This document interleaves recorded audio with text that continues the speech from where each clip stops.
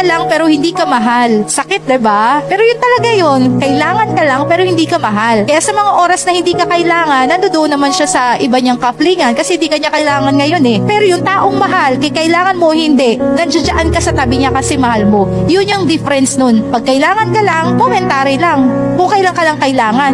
Pero yung mahal ka, kailangan ko o hindi, nandiyan sa tabi mo. So maybe kailangan ka lang pero hindi ka talaga mahal. And you have to accept that. Learn to let go. Let go of that person. Magiging maluwag yan at magkakaroon ng space para tanggapin yung tamang tao na dapat dumating sa ating buhay. Mahirap ito. But trust me, when you let go of those people na ayaw sa'yo, ikaw lang din ang makikinabang. Mahirap sa simula pero mapapakinabangan mo habang buhay. 'Di ba? Dapat minamahal ka, pinapahalagahan ka, pero pag hindi mo yan nakikita sa isang relasyon, kahit mahal mo yung isang tao, ikaw na mismo yung umalis. Kasi kapag pinahintulutan mo yung mangyari sa buhay mo, ikaw mismo sa sarili mo, mawawala ng halaga.